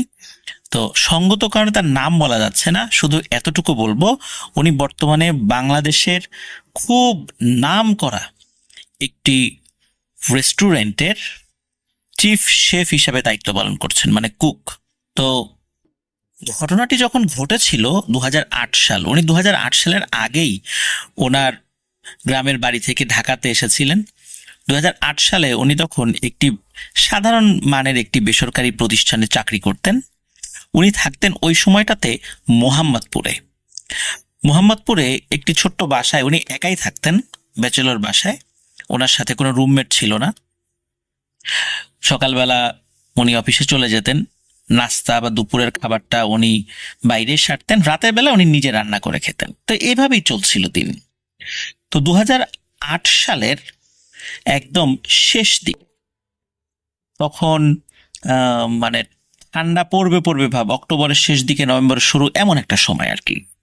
তো উনি ওই দিন অফিস থেকে বাড়িতে আসতে আসতে বেশ দেরি হয়ে যায়, মোটামুটি রাত 12টা 12:30 বেজে যায় আর কি। তো আসার পরেই প্রথমে যে কাজ সেটি হচ্ছে যে ওনাকে রান্নার প্রক্রিয়া তো শুরু করতে হবে, কারণ উনি বাইরে থেকে আর খেয়ে আসতে পারেন নাই। কারণ উনি যখন রাতের বেলা ফিরছিলেন তখন ওনার বাসার আশেপাশে অনেক রেস্টুরেন্টগুলোই বন্ধ হয়ে গিয়েছিল, যার কারণে উনি বাইরে থেকে মানে খেয়ে আসতে পারেন না। উনি চিন্তা করেন যাক প্রতিদিন যেহেতু বাসায় রান্না করি, বাসায় আজকেও রান্না করব, দেরি হয়েছে তাতে কি।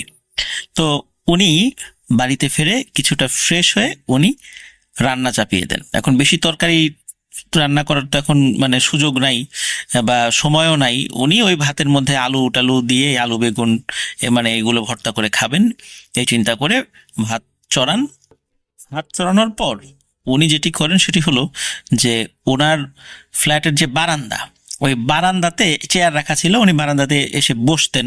কারণ ওনার বারান্দার সাথে লাগোয়া হচ্ছে মানে ওনার বাড়ির সাথে, যেই বাড়িতে থাকতেন আর কি, ওই বাড়ির সাথে লাগোয়া একটি চওড়া রাস্তা রয়েছে। খুব গলিও মানে গলি বলা চলবে না, ও রাস্তায় গাড়ি টাড়ি ঢোকে আর কি, মানে প্রাইভেট কার পাশাপাশি দুটো প্রাইভেট কার ক্রস করতে পারে এরকম একটা রাস্তা আর কি। ওরকম একটা রাস্তার পাশেই ওনার যেই বাড়িতে ভাড়া থাকতেন আর কি, সেই বাড়িটা আর কি। তো উনি ওই বারান্দায় এসে বসে উনি চিন্তা করছেন যে একটু ফোনে পরিবারের সাথে একটু কথা বলি বাড়িতে, দেশের বাড়ির লোকজন মানে এত রাত্রে জেগে থাকার কথা না, তারপর জরুরি প্রয়োজন ছিল কথা বলার। তো উনি কথা বলছেন, কথা বলতে বলতে হঠাৎ করে মানে উনি দেখতে পান যে এই যে নিচের যে রাস্তা, ওই রাস্তার দুপাশে ল্যাম্পপোস্ট ছিল, ল্যাম্পপোস্টের আলো ক্ষীণ ছিল, মানে দীর্ঘদিন লাইট যদি আলো বিকিরণ করতে করতে অনেক সময় দেখা যায় যে আলোর পরিমাণটা কমে গেছে, ওই রকম ছিল আর কি, আলোটা হালকা আলো। তো উনি ওই হালকা আলোতে দেখছিলেন বেশ লম্বা একজন মহিলা, লম্বা বলতে খুব অস্বাভাবিক রকমের লম্বা, বিষয়টা এরকম নয়, ম্যাক্সিমাম 6 ফুট হবে, এরকম একজন মহিলা, লাল শাড়ি পরা, বধূ বেশে লাল শাড়ি বিষয়টা এরকম নয়, এমনি সাধারণ একটি লাল শাড়ি পরা বলে মনে হচ্ছে আলোতে, আর মাথায় ঘোমটা দেয়া। তো সে কি করছে, ওই রাস্তার এক পাশ থেকে আর এক পাশ পায়চারি করছে এবং খুব দ্রুত গতিতে হাঁটছে। প্রথম দিকে উনি মোবাইলে কথা বলতে বলতে অতটা ভালো বুঝতে পারেননি, মনে করছে এটা স্বাভাবিক, কেউ হয়তো বা প্রয়োজনে দ্রুত হাঁটছে। আবার চিন্তা করেছিলেন যে অনেক সময় যারা ডায়াবেটিসে আক্রান্ত হয় আর কি, তো তারা বিশেষ করে মহিলারা বাড়িতে যখন রাস্তাঘাটের লোকজন বেশি থাকে, ওনারা হাঁটাহাঁটি করতে বেশ আনইজি ফিল করেন। রাতের বেলা অনেক সময় তারা হাঁটাহাঁটি করেন এবং বেশ দ্রুত গতিতে হাঁটতে হয়। উনি মনে করেছেন এরকম কেউ হয়তোবা। তো উনি কথা বলছেন, মাঝে মাঝে চোখ চলে যাচ্ছে এরকম দ্রুত গতিতে হাঁটা, মানে যিনি হাঁটছেন তার দিকে। তো একটা পর্যায়ে ওনার মোবাইলের কথা বলা শেষ হয়ে যায়। কথা বলা শেষ করে উনি ফোনটা পাশে রাখেন, তখন উনি বসেছিলেন। এরকম হয়ে গেছে প্রায় 15 মিনিট হয়ে গেছে। তো 15 মিনিট ধরে যে ওই যে মহিলা হাঁটাহাঁটি করছে, এই বিষয়টা উনি মাঝে মাঝে তাকিয়েছেন, আর ওনার কনসেন্ট্রেশনটা ছিল তো যে ফোনে কথা বলছেন পরিবারের সাথে। তো উনি ফোন রেখে দেওয়ার পর উনি চিন্তা করছেন যে আচ্ছা, এই মহিলা এবার একটু দেখিতে এইরকম করে হাঁটাহাঁটি করছে কেন, এটা তো খুব স্বাভাবিকভাবে হাঁটা না। কারণ যারা ব্যায়ামের জন্য হাঁটেন তাদের হাঁটার একটা ধরন আছে, কিন্তু এনাকে দেখে স্বাভাবিক বলে মনে হচ্ছে না। উনি ভালো করে তার দিকে তাকান, উনি দেখতে পান যে মানুষ হেঁটে গেলে হাঁটার সময় শরীরের এক ধরনের মুভমেন্ট হয়, যেটা স্বাভাবিক, পুরুষ হোক মহিলা হোক।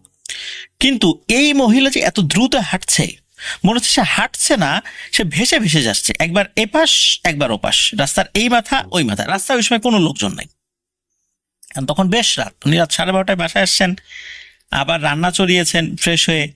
তো মোটামুটি রাত তখন বেশ অনেকই বাজে, রাস্তাঘাটের লোকজন নাই কেউই।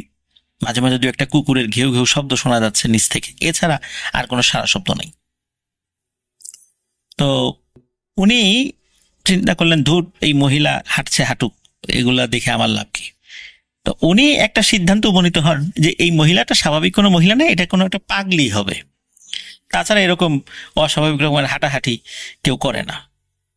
তো উনি বিষয়টা ওই পর্যন্তই ভেবেছেন, কোনো প্যারানর্মাল কোনো কিছু ওরকম মনে করেন নাই।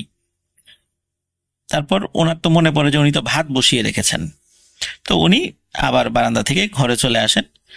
উনি ঘরে এসে স্বাভাবিকভাবে ভাতের খাওয়ার যে প্রসেসটা, মানে আবার আলু ভর্তা এগুলো সবকিছু করে খাওয়া দাওয়া করে বিছানা পেতে উনি শুয়ে পড়েছেন। তো উনি যখন শুয়ে পড়েছেন তখন ওনার ভাষ্য মতে রাত আনুমানিক প্রায় 2:30টার মতো বাজে, মানে এরকম সময় আর কি হয়েছে আর কি, শুয়ে পড়তে পড়তে এরকম, আর অন্যান্য হাতের কাজ শেষ করতে করতে, তারপরে কিচেনটা গুছিয়ে রাখতে রাখতে এরকম সময় হয়েছে। তো উনি যখন শুয়ে পড়েছেন তখন কিন্তু শীতকালের শুরুটা, তখন উনি ফ্যান চালাতেন না, মানে ওই সময় ফ্যান চালানোর প্রয়োজন ছিল না, ফ্যান ছাড়াই ঠান্ডা লাগছিল। আর উনি যেই পাশটাতে শুতেন ওই পাশে একটা উইন্ডো আছে, ওই উইন্ডোর আলো, মানে আশেপাশের যে সমস্ত ল্যাম্প পোস্ট বা অন্যান্য বাড়ির বারান্দায় যে আলোগুলো জ্বলে, ওই জানালা দিয়ে হালকা আলো ওনার রুমে আসার জন্য ডিম লাইট জ্বালানোর প্রয়োজন ছিল না ওনার। তো উনি শরীরের উপরে একটা পাতলা কম্বল দিয়ে শুয়েছেন, মানে চিত হয়ে শুয়েছেন। তো চিত হয়ে যখন শুয়েছেন, শোয়ার সাথে সাথে, মানে তখন কিন্তু ঘুমান নাই একদম, মানে উনি সেন্সে রয়েছেন আর কি, কেবল শুয়েছেন আর কি। হঠাৎ করে ওনার চোখ যায় ফ্যানের দিকে, যে ফ্যানটা ওনার খাটের ঠিক উপরেই ছিল। ফ্যানের ব্লেড ছিল 3টা, স্বাভাবিকভাবে যে ফ্যানগুলোর যে ব্লেড আর কি, আমরা তো দেখি 3টা ব্লেড আর কি। তো উনি দেখতে পান একটা ব্লেডের উপর একটু আগে যেই মহিলাকে উনি দেখেছেন হাঁটাহাঁটি করতে, ঠিক ওই রকমই, ওই শাড়িটাই পরা, মাথায় ঘোমটা দেয়া, ওই ব্লেডের উপরে পা ঝুলিয়ে বসে আছে। প্রিয় লিসেনার্স, একটা ফ্যানের পাতলা ব্লেডের উপরে একটি বড় আকৃতির বিড়ালও কিন্তু বসতে পারে না, কারণ ব্লেডটা বেঁকে যায়, ওই বিড়ালও নিচে পড়ে যাবে। সেখানে কোনো একটা মানুষ ব্লেডের উপরে বসে থাকবে, এটা কিন্তু সম্পূর্ণ অস্বাভাবিক একটি জিনিস। তো উনি যখনই, যেহেতু উনি চিত হয়ে শুয়েছিলেন এবং যখনই উপর দিকে তাকিয়েছেন, তাকানোর সাথে সাথে মানে ওই ব্লেডের উপর যে বসে আছে তার চোখের সাথে আই কন্টাক্ট হয়। এবং উনি দেখতে পান যে চোখ দুটো ওই ঘোমটার আড়ালেই জল জল করে জ্বলছে, কিন্তু চেহারা বোঝা যাচ্ছে না। এবং যখনই আই কন্ট্যাক্ট হয়েছে 1 কি 2 সেকেন্ড, এর পরপরই সাঁ করে ওই উপর থেকে, ওই ব্লেডের উপর থেকে ওই মহিলাটা একদম উড়ে এসে ওনার বুকের উপর ধরাম করে বসে।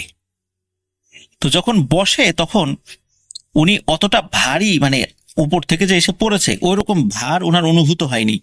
মনে হয়েছে দমকা একটি বাতাস এসে ওনার বুকের উপর এসে বসেছে, এবং বসে যে কাজটি করেছে ওনার গলা চেপে ধরেছে। এখন আচমকা এই জিনিসটা হওয়ার সাথে সাথে উনি প্রচন্ড ভয় পেয়েছেন। উনি বেশ সাহসী মানুষ ছিলেন, এবং এতটা সাহসী মানুষ ছিলেন যে গ্রামে অনেক সময় বিভিন্ন বন্ধু বান্ধবদের সাথে বাজি ধরে বিভিন্ন সাহসী কর্মকাণ্ড করতেন, আর রাত বিরেতে হাঁটা চলা ওনার জন্য কোনো ব্যাপারই ছিল না।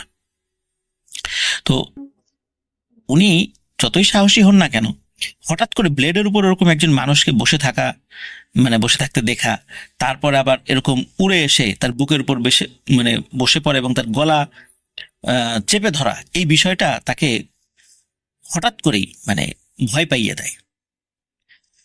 আর যখন এই কাজটি হচ্ছে তখন উনি হাত দুটি ছাড়ানোর জন্য চেষ্টা করছেন। উনি যখন ওনার 2 হাত দিয়ে ওনার গলায় চেপে ধরা হাত দুটি ধরেছেন, ছাড়িয়ে নেওয়ার জন্য, উনি অদ্ভুত রকমের একটা অনুভূতি ওনার শরীরের মধ্যে উনি ফিল করেন, এই অনুভূতিটা ফিল করেন। উনি বুঝতে পারেন যে উনি যে হাতটা ধরেছেন এটা আসলে হাতই না, মনে হচ্ছে উনি বাতাসের মধ্যে হাত ঢুকিয়ে দিয়েছেন। একটা বায়বীয় একটা অবয়ব হচ্ছে ওই হাত, অথচ এই শক্ত হাতটি ওনার গলা চেপে ধরেছে। কিন্তু যখন উনি ওই হাতটি চেপে ধরতে গিয়েছেন, ওই হাতটি একটা বায়বীয় হাত। এরপরে উনি ওনার 2 হাত দিয়ে ওই যে ওনার বুকের উপর বসে থাকা যে অবয়বটি শাড়ি পরা, তাকে জাপটে ধরে ওনার বুকের উপর থেকে সরানোর চেষ্টা করতে গিয়েছেন। যখন 2 হাত দিয়ে তাকে জাপটে ধরতে গিয়েছেন, তখন দেখে আরে এটা তো কোনো অবয়বই না, এটা একটা বায়বীয় জিনিস। ওনার হাত ওই অবয়বটি শরীরের ভিতর দিয়ে চলে যাচ্ছে। এখন উনি কি করবেন? ওদিকে ওনার নিঃশ্বাস কিন্তু অলরেডি বন্ধ হয়ে গেছে, আর অল্প কিছুক্ষণ থাকলে ওনার মৃত্যু অনিবার্য অবস্থায় উনি একটু সাহস সঞ্চয় করে উনি ওনার নিজের শরীরটাকেই বাঁকিয়ে ফেলেন, এবং বাঁকিয়ে একটা শরীর ওনার শরীরটাকে একটু ঝাড়া দেওয়ার চেষ্টা করেন। যখন ঝাড়া দেওয়ার চেষ্টা করেছেন তখন ওনার শরীরের উপর থেকে ওই জিনিসটা খাটের এক পাশে পড়ে গেছে। সে বলতে ওনার তো সিঙ্গেল চৌকি ছিল, খাটের নিচে পড়ে যায়। নিচে পড়ে যাওয়ার পর উনি দেখতে পান ওই জিনিসটা হামাগুড়ি দিয়ে খাটের নিচে ঢুকে গেল, এবং খাটের নিচে ঢুকে ওনার পা যেদিকে ছিল ওই দিক দিয়ে বের হয়ে আবার হামাগুড়ি দিয়ে ওনার বুকের উপর এসে ধরম করে বসেছে, বসে আবার ওনার গলা চেপে ধরেছে। উনি এবারও ধস্তাধস্তি করার চেষ্টা করেন, কিন্তু এবারও দেখেন যে তার অবয়বটা বায়বীয় অবয়ব, ওনার সাথে কোনোভাবে পেরে উঠছে না। উনি যেই প্রক্রিয়াতে শুরুতে ওই অবয়বটিকে শরীরের উপর থেকে ফেলে দিতে পেরেছিলেন, তিনি একই প্রক্রিয়ায় তাকে ফেলে দেন।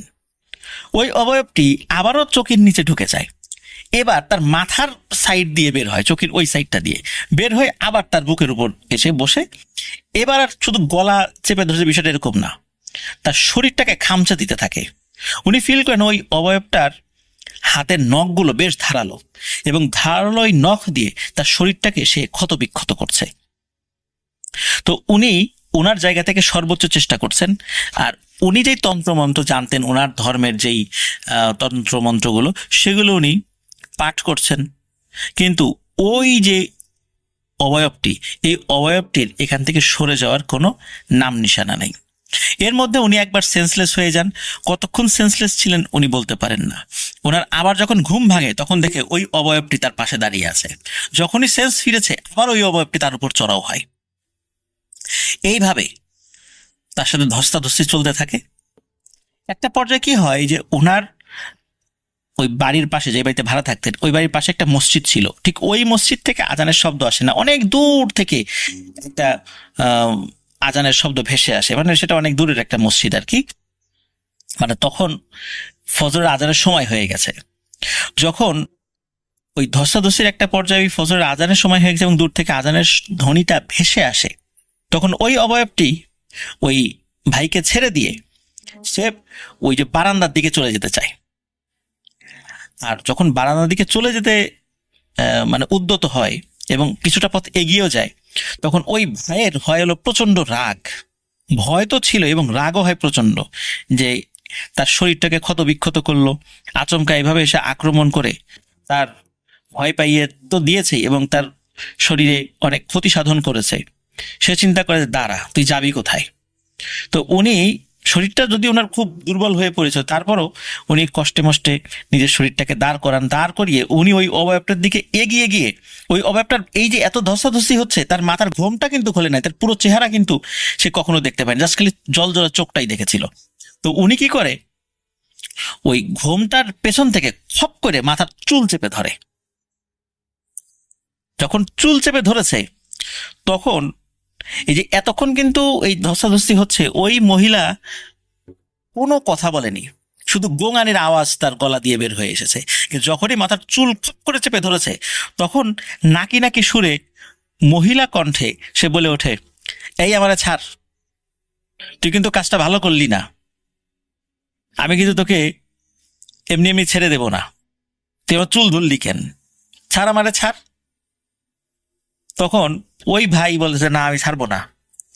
ও, ফজরের আজান দিছে আর তোমার যাওয়ার সময় হয়েছে না? আজান তো আরো মসজিদে দেবে, একটু পরে সকাল হবে, তোকে আমি যাইতে দিব না। তারপরে ওই মহিলাটি কি করে, ঘুরে, যখন ঘুরে মানে তার দিকে মানে ঘুরে তাকায়, তখন তার চেহারাটা ওই ভাই দেখতে পান। দেখেন যে মুখটা একদম পুড়ে গেলে যেরকম হয় আর কি, মানে একদম ঝলসে যাওয়া চেহারা এবং চামড়াটা মুখের সাথে লেগে আছে, এমন একটা চেহারা। এবং ওই চেহারা হঠাৎ করে দেখে ওই ভাই বেশ ভয় পেয়ে যান। তখন ওই একটু দূরে সরে আসেন। ওই মহিলাটি আবারও ঘুরে যখন চলে যেতে যাবে, ওই ভাই আবারও যাই খপ করে তার চুল চেপে ধরেন। এবং তখন যেটা হয় সেটা হলো যে ওনার কাছে মনে হলো ওই চুলটা একটু আগে যিনি শক্ত করে ধরে রেখেছিলেন যে জায়গাটা, ওটা একদম পিচ্ছিল হয়ে গেল। এবং ওই ওই সময় দ্বিতীয় টাইমে যখন ওই মহিলাটি বেরোতে গেছে, তখন ওই যে ওনার বিছানার পাশে জানালা, ওই দিক দিয়ে যেতে গিয়েছিল আর কি। তো জানালা শিক গলে সে বেরিয়ে চলে গেল। মনে হলো একটা খুবই তুলতুলে একটা অবয়ব যে জানালার শিকের ভেতর দিয়ে বেরিয়ে চলে গেল এবং অদৃশ্য হয়ে গেল। আর ওনার শরীরে তো অনেক ক্ষত সৃষ্টি হয়েছিল। উনি ওই ভোরবেলায় ঢাকাতেই ওনার এক আত্মীয় থাকতেন, বেশ দূরে থাকতেন, উত্তরা বা অন্য কোনো সাইডে একটা আর কি। তো তাকে ফোন করেন, বেশ অনেকবার ফোন করার পরে, যেহেতু সকালবেলা মানে ভোরবেলা ঘুমিয়েছিলেন তিনি, তো তার ঘুম ভাঙে বলেন যে কি হয়েছে। বলেন যে, ভাই আপনি তাড়াতাড়ি আমার মোহাম্মদপুরের বাসায় আসেন, আমি খুব অসুস্থ হয়ে পড়েছি, তো আমার শরীর অনেক ক্ষত হয়েছে, আপনি একটু তাড়াতাড়ি আসেন। তো উনি সেই, যেহেতু দূরে থাকতেন, ওখান থেকে আসতে বেশ সময় লাগে, আসেন সকাল 9টার দিকে, 9টা, 9:30 বা 10টার দিকে তিনি চলে আসেন। তা আসার পর দেখেন যে তার শরীরে বিভিন্ন জায়গায় মানে আঁচড়ের দাগ এবং রক্ত পড়ছে প্রচন্ড। তো উনি বলেন যে, তাহলে চলো হাসপাতালে নিয়ে যায়, তুমি এখনো হাসপাতালে যাও না, তুমি তো হাসপাতালে যাওয়ার মতো শরীর শক্তি তোমার আছে, তো এইভাবে তুমি বসে আছো কেন? বলেন, না আশেপাশে তো আসলে অনেক লোক আমাকে চেনে, বেশ বছর 3-4 ধরে এখানে আছি, তো আমার এই অবস্থা দেখলে অনেকেই তো অনেক প্রশ্ন করবে, কি হলো, কে আক্রমণ করলো বাসার মধ্যে, অনেক প্রশ্নের উত্তর দিতে হবে, অনেকে হাসি তামাশা করবে, অনেকে বিভিন্ন রকম ভাবে কটাক্ষ করবে। তো এই জন্য এই বিষয়টা আমি এড়িয়ে যেতে চাই, আমি এখানে ডাক্তার দেখাতে চাই না, আপনি আমাকে দেশের বাড়িতে নিয়ে চলেন। তো সাথে সাথে ওই লোকটা তার দেশের বাড়িতে নিয়ে যায়। দেশের বাড়িতে নিয়ে যাওয়ার পর স্থানীয় একজন ভালো কবিরাজ ডাকা হয়, যেহেতু উনি পুরো ঘটনাটা সকলকে বলেছিলেন এবং সকলে বুঝতে পেরেছেন এটা কবিরাজকে ডাকতে হবে। তো একজন কবিরাজকে ডাকে, উনি খুব ভালো একজন কবিরাজ ছিলেন। কবিরাজ আসেন, আসার পরে সব কথা শোনেন এবং ওনাকে কিছু ট্রিটমেন্ট দেন। উনিও ওনার যেই সমস্ত ট্রিটমেন্টগুলো সেগুলো উনি করেন এবং বলেন যে, তোমার যে ক্ষতিটা হয়েছে শারীরিক ক্ষতি, তো এটা তোমাকে ডাক্তার দেখাতে হবে, ডাক্তারি ট্রিটমেন্ট তোমাকে করাতে হবে। তো উনি বাড়িতে যাওয়ার পর প্রায় 10 দিন উনি জ্বরে আক্রান্ত ছিলেন আর শরীরটা অনেক দুর্বল হয়ে পড়েছিল। প্রায় মাস 3 উনি টানা চিকিৎসা নিয়েছিলেন বাড়িতে থেকে। আর ওই যে কবিরাজ তাকে নির্দিষ্ট কিছু কাজ শিখিয়ে দেন যে তুমি কন্টিনিউ এটা করতে থাকবে। আর ওই জিনিসটা কেনই বা তোমার পিছু নিয়েছে, কেনই বা তুমি দেখেছো, সম্ভবত সে হাঁটাহাঁটির একটা পর্যায়ে ওই অবয়বটা খেয়াল করেছে, তুমি তাকে দেখেছো, এই জন্য হয়তোবা সে তোমার উপর আক্রমণ করেছিল। কিন্তু সে যখন চলে যাচ্ছিল তোমার ওই মাথার চুল চেপে ধরার সাহসটা করা উচিত হয় নাই। তো ও তো আবার আসবে, যেহেতু বলে গেছে যে তোমাকে দেখে নেবে, সুতরাং তোমার তো সাবধানে থাকতে হবে। এই কথাগুলো তাকে বলেন এবং ওনাকে কিছু জিনিস শিখিয়ে দেন যে এই জিনিসগুলো তুমি সবসময় করে যাবা, কখনো এটা থামাবা না, নাহলে কিন্তু ওই জিনিসটা তোমার কাছে আবার আসবে।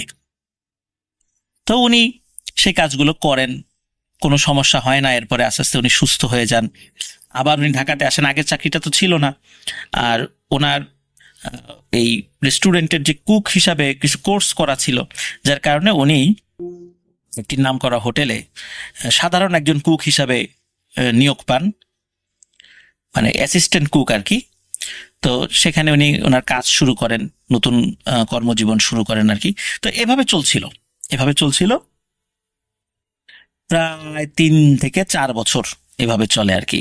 তো 2012 সালের দিকে একটি ঘটনা ঘটে। এই ঘটনা ঘটার পেছনে আরেকটা কারণ ছিল, সেটি হলো যে উনি কিন্তু প্রথম মাস, দ্বিতীয় মাস, তৃতীয় মাস ওই যে কবিরাজের শিখিয়ে দেওয়া বিভিন্ন কাজগুলো করেছেন, কন্টিনিউ করে যেতেন। কিন্তু আস্তে আস্তে যখন উনি সুস্থ হয়ে গেলেন, কোনো ভয়ের ঘটনা ঘটে না, রাতের বেলা আবার উনি বাসায় একা থাকতেন, কোনো ধরনের কোনো কিছু উনি দেখেন নাই। তো এইভাবে যখন 1 বছর, 2 বছর, 3 বছর পার হয়ে গেল, ওনার মধ্যে কিন্তু আস্তে আস্তে শিথিলতা চলে আসে। কবিরাজের শিখিয়ে দেওয়া ওই আমলগুলোর উপর ওনার শিথিলতা যখন চলে আসে, তখনই এই ঘটনাটি ঘটে। উনি 2012 কি 13 সালের দিকে উনি ওই গ্রামের বাড়িতে, ওনার যে গ্রামের বাড়ি সেখানে গিয়েছিলেন। তো গ্রামের বাড়িতে গেলে কি হয় সেটা হলো যে গ্রামে ওনার যে বন্ধু বান্ধব আছে তাদের সাথে আড্ডা হয়। তো এরকম সন্ধ্যার পরে বেশ খানিকক্ষণ আড্ডা দিয়ে, বিকাল থেকে আড্ডা দিচ্ছিলেন, তো সন্ধ্যার পরে আড্ডা দিয়ে উনি বাড়িতে ফিরছিলেন। তো ওনার বাড়িতে ফেরার সময় উনি একটি নির্জন রাস্তা মানে দিয়ে যাচ্ছিলেন আর কি। তো ওই রাস্তা দিয়ে যাওয়ার সময়, ওই রাস্তা দিয়ে যে লোকজন কখনো যায় না বিষয়টা এরকম নয়, সেটা যায়। সময়টা হচ্ছে এশার নামাজের পরে আর কি। তো উনি যাচ্ছিলেন, তো দূর থেকে দেখছেন যে বেশ 6 ফুট আকৃতির সাদা জুব্বা পরা লম্বা কেউ একজন আসছে। তো উনি মনে করছেন ওনার গ্রামে একজন মুরব্বী আছে, মুসলিম। তো সে তাকে খুব স্নেহ করে আর কি, মানে এই ভাইকে খুব স্নেহ করে। তো উনি চিন্তা করছে ওই মুরব্বী আসছে, তো মুরব্বীর সাথে এতদিন পরে দেখা, চিন্তা করছেন সালাম দিয়ে তার সাথে কুশল বিনিময় করব। তো উনি যত কাছে যাচ্ছেন তার চেহারাটা তত স্পষ্ট হচ্ছে। তো যতটা স্পষ্ট হচ্ছে মনে হচ্ছে এই মুরব্বীটাকে উনি চেনেন না। আর একদম যখন কাছাকাছি বলতে কি ধরেন যে 4-5 হাত দূরত্বে, তখন এই অবয়বটির চেহারা উনি ভালো করে দেখতে পান। তখন দেখেন যে এই অবয়বটি সেই অবয়ব, যেই অবয়বটি লাল শাড়ি পরা অবস্থায় তাকে দেখেছিলেন আজ থেকে 3-4 বছর আগে মোহাম্মদপুরের ওই বাড়িতে। চোখ জল করছে, মুখ ঝলসানো এবং চামড়াগুলো মুখের সাথে লেগে আছে। এবং তাকে দেখেই ফ্যাসফেসে কণ্ঠে ভয়ানক মানে বিশ্রীভাবে একটা হাসি দেয় এবং বলে ওঠে, কি তোকে বলছিলাম না তোরে আমি এমনি এমনি ছেড়ে দেব না, আজকে যাবি কোথায়, আজকে তো তোকে পাইছি। তো যখনই আসলে ওই ভয়ানক ভাবে হাসি দেয় এবং এই কথা বলে ওঠে, ওনার আর কিছু মনে নাই, উনি ওইখানে সেন্সলেস হয়ে পড়েছেন। ওনার যখন জ্ঞান ফেরে, কতক্ষণ আসলে উনি অজ্ঞান ছিলেন তা উনি জানেন না। ওই ওনার জ্ঞান ফেরার পরে উনি দেখেন উনি ওনার বাড়িতে শুয়ে আছেন, তখনও কিন্তু রাত মানে ভোর হয়নি। তো বাড়ির লোকজনকে জিজ্ঞেস করেন কি হয়েছে, তখন বাড়ির লোকজন বলে যে তার দেরি দেখে তাকে বারবার ফোনে কল করা হচ্ছিল বাসা থেকে, কিন্তু উনি ফোনটা পিক করছিলেন না। একটা পর্যায়ে ফোন বন্ধ অবস্থায় পাওয়া যায়। তখন বাড়ির লোকজন তাকে খুঁজতে বের হন, বিভিন্ন রাস্তা খুঁজতে খুঁজতে। তারও বন্ধু বান্ধবদের সাথে কথা বলেন যে সে কোথায়, সে বলে যে সে তো অনেকক্ষণ আগেই বেরিয়ে গেছে বাড়ির দিকে। তখন তারা যখন খুঁজতে থাকেন, তখন বিভিন্ন রাস্তা খুঁজে এই নির্জন রাস্তায় তাকে সেন্সলেস অবস্থায় পাওয়া যায়। তো আবার সেই কবিরাজকে খবর দেওয়া হয়। তো কবিরাজ এমনিতেই বয়স্ক মানুষ ছিলেন, 3-4 বছর পরে আরো বিভিন্ন রোগে আক্রান্ত হয়ে গিয়েছিলেন তিনি। তো তিনি আসেন, এসে তাকে খুব বকাঝকা করেন যে তোমাকে বলছিলাম না যে তোমাকে যেগুলো শিখিয়ে দিয়েছি সেগুলো কন্টিনিউ করে যেতে, তুমি সেটা করো নাই কেন? আর ওই অবয়বটা কেন যে তোমাকে ছেড়ে দিল এটাও তো আমি বুঝতে পারতেছি না। কেন তোমাকে আক্রমণ করেছে অনুমানে বলেছি, কিন্তু তোমাকে আক্রমণ করতে এসে কেন তোমাকে ছেড়ে দিল এটাও আমার বোধগম্য হচ্ছে না। যাই হোক, তোমাকে যে জিনিসগুলো শিখিয়ে দিয়েছি এটা তুমি সবসময় করে যাবা, যতদিন বেঁচে থাকবা করে যাবা। তো কবিরাজ কিছু ঝাড়ফুঁক করে দেন তাকে। মানে এই দ্বিতীয় ঘটনার পর উনি ভয় পেয়েছিলেন, এটা সত্য, কিন্তু ওইভাবে অসুস্থ উনি হননি, খুব বড় ধরনের ক্ষতি ওনার হয়নি। তো এভাবে মানে উনি বাকি জীবন এখনো কন্টিনিউ করছেন। উনি বর্তমানে, শুরুতে তো বলেছি যে বর্তমানে তিনি একজন নামকরা একটা রেস্টুরেন্টে চিফ শেফ হিসাবে আছেন। আস্তে আস্তে ওনার প্রমোশন হয়েছে, চিফ শেফ হিসাবে উনি আছেন।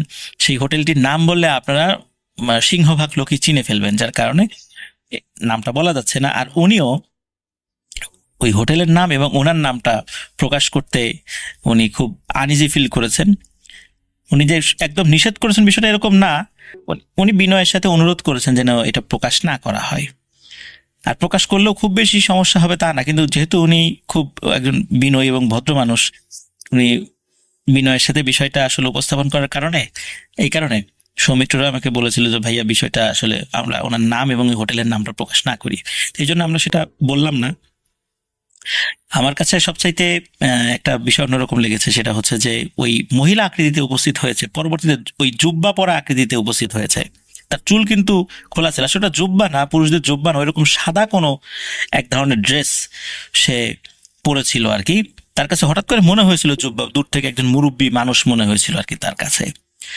আর এই ধরনের ভয়ানক জিনিসগুলোর ক্ষেত্রে আমরা দেখি যে তাদের চেহারাটা খুব ঝলসানো, চামড়া কুঁচকে যাওয়া, মুখের সাথে লেগে থাকা, এই ধরনের চেহারা অনেকেই বিভিন্ন ঘটনার যখন বলেন বা আমাদেরকে বলেন যে এটা পড়ে শোনাতে বা বলতে, আমরা কিন্তু এই ধরনের চেহারার বর্ণনা পাই।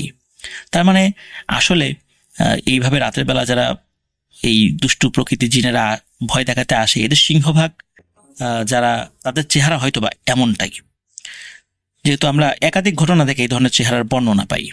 তো প্রিয় লিসেনার্স, আশা করছি এই ঘটনাটি আপনাদের ভালো